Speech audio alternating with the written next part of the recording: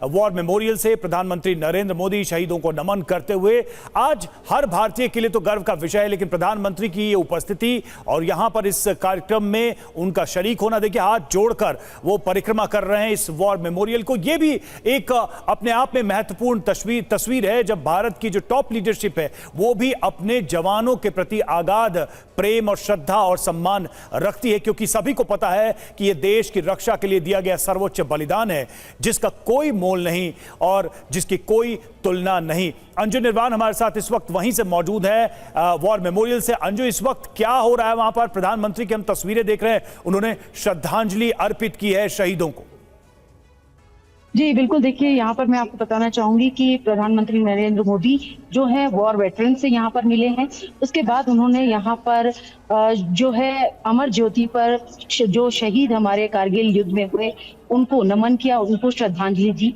यहाँ पर एक वॉल लगाई गई है, उस वॉल में उन तमाम 527 से ज्यादा जवानों के नाम अंकित हैं जिन्होंने कारगिल युद्ध में देश के लिए शहादत दी। इसके बाद मैं आपको बता दूं कि यहाँ पर वो थोड़ी देर में जो वॉर के समय जो एक हथियारों का जो पूरा एक डिस्प्ले है पुराने हथियारों का, उस डिस्प्ले को देखेंगे और उसके थोड़ी देर बाद श्रृंखला टनल का जो है वो उसका जो है उद्घाटन किया जाएगा, उसकी नींव रखी जाएगी। एक तरीके से जो पहला विस्फोट होगा वो प्रधानमंत्री के हाथों से होगा। लेकिन ये बेहद जो पल है पूरे देश को गौरव से भर देने वाला है, क्योंकि 25 बरस हो गए हैं और ऐसे में इंडियन आर्मी ने एक बहुत बड़ी जीत दर्ज की थी।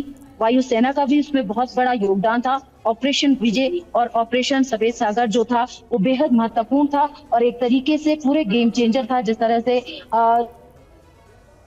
हमारे सहयोगी भी बता रहे हैं कि किस तरीके से ये पूरा युद्ध लड़ा गया और एक ऐसा युद्ध, निर्णायक युद्ध लड़ा गया जिसके बाद से भारत ने अपनी जो रणनीति है आर्मी को लेकर उसमें भी बहुत बदलाव किया। अपने जो हथियार हैं उसको भी लगातार अपग्रेड कर रही है। अगर हम मेक इन इंडिया स्कीम की बात करें तो अभी की जो सरकार है वो इस चीज को भी बढ़ावा दे रही है कि भारत में सबसे ज्यादा हथियारों का निर्माण हो, निर्भरता विदेशों पर कम हो, और इस तरीके से लगातार काम किया जा रहा है। सड़कों का निर्माण किया जा रहा है, टनल्स का निर्माण किया जा रहा है, ताकि बॉर्डर्स एरिया में हमारी जो फोर्सेस हैं वो और भी ज्यादा मजबूत। जी बिल्कुल अंजू जानकारी दे रही है, जितने भी बटालियन वहां पर मौजूद थे जब करगिल युद्ध हुआ उस वक्त की जब जो वॉर वेटरन्स हैं उनसे मुलाकात कर रहे हैं प्रधानमंत्री मोदी। और साथ ही जो वॉल बनाई गई है वहां पर एक दीवार बनाई गई है जिसमें करगिल युद्ध के जो हीरो रहे, जिन्होंने शहादत दी, जो लोग भी करगिल युद्ध में गए, उस युद्ध के जितने भी नायक हीरो रहे उनके सबके नाम बटालियन के साथ मौजूद हैं।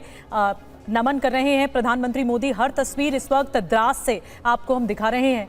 और कैप्टन अखिलेश सक्सेना, क्योंकि आप जब बोल रहे थे तो वाकई ये मामला ऐसा है कि सब जानना चाहते हैं कि करगिल युद्ध के दौरान क्या हुआ होगा, हमारे हीरो ने कैसे वो लड़ाई लड़ी ऊंची ऊंची चोटियों पर, तोलोलिंग की और टाइगर हिल पर।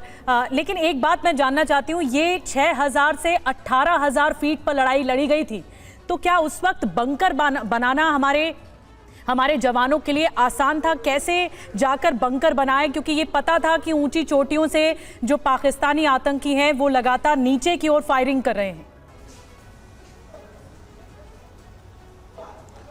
तो उस समय हमने कोई बंकर नहीं बनाए, क्योंकि अगर आप देखिए जो वो पहाड़ियाँ थी उन पहाड़ियों के ऊपर, क्योंकि वो विंटर वेकेटेड पोस्ट थी, लेकिन समर में इंडियन आर्मी और पाकिस्तान आर्मी वहाँ रहती थी और विंटर में दोनों आर्मी नीचे आ जाती थी। तो पाकिस्तान की आर्मी ने विंटर ऑफ 1998 में धीरे धीरे ऊपर चढ़ना शुरू किया और उन्होंने अपने बंकर जो उनकी साइड थे वो तो कैप्चर किए, बट वो इंडियन साइड भी आ गए और उन्होंने जो इंडियन बंकर्स बने हुए थे उसको लेके उसको थोड़ा मॉडिफाई किया, क्योंकि उस समय जो उसके हथियारों का रुख था पहले पाकिस्तान की तरफ था, बट उन्होंने उसमें थोड़ा चेंज करके उन्हीं को यूज़ किया और कुछ नए बंकर्स भी बनाए और उनके अंदर छुप के उन्होंने बस अपने हथियार उससे बाहर जाए, जो उनके बंदूक की नली थी वो हमारी तरफ सारा रुख कर दिया और वहाँ पे रहे। इंडियन आर्मी ने कोई बंकर नहीं बनाया, क्योंकि इंडियन आर्मी को ऊपर चढ़ना था उन पहाड़ों पे और उन बंकरों पे दोबारा कब्जा करना था। बिल्कुल। तो हमारे पास बंकर बनाने का टाइम भी नहीं था। बस बिल्कुल, ऐसा कहा जाता है कि धारा के विपरीत चलना मुश्किल होता है, लेकिन आप लोग गोलियों की बौछार के विपरीत ऊंचाई पर चढ़ रहे थे। संजय मेस्टन सर, एक चीज मैं समझना चाहूंगा। एक बात आपने शुरू में कही कि पाकिस्तान की सेना, ऐसा लगता है वो सेना ही नहीं है। वो कोई भीड़ है हमलावरों की, बर्बर लोगों की।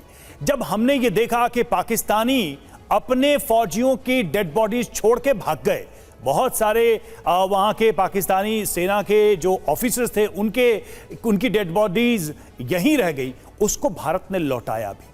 तो ये जो अंतर है ये कितना बड़ा है, और ये क्या दुनिया ने देखा कि एक भारत की आर्मी है और एक पाकिस्तान की सेना है। पाकिस्तान किस तरीके से एक लूज कंट्री, एक लूज आर्मी को लीड करता है, और भारत कैसे एक डेडिकेटेड और प्रोफेशनल आर्मी को लीड करता है।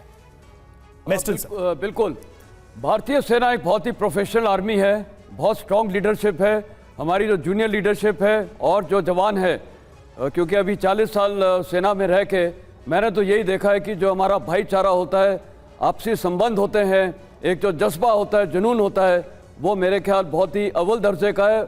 और मैं ऐसे अपॉइंटमेंट्स में रह चुका हूँ भारतीय सेना में, फॉरेन डिवीज़न में था कि कई सेना अध्यक्ष आते थे अमेरिका के, इजराइल के, भारतीय सेना में, और वो बोलते थे भारतीय सेना से बहुत कुछ सीखने को है। हमारी जो रेजिमेंटेशन है, आपने देखा ये अफसर जो कैप्टन अखिलेश बोल रहे थे, राजपुताना राइफल्स के थे, मैं महा रेजिमेंट का हूँ। तो ये जो एक हमारी रेजिमेंट होती है, रेजिमेंटेशन, इसके लिए जवानों में इतना जोश और जज्बा होता है कि ये एक दूसरे के लिए ऑफिसर और जैसे और जवान के बीच में एक फ़र्क ही नहीं लगता है। अब बात करते हैं पाकिस्तान आर्मी की।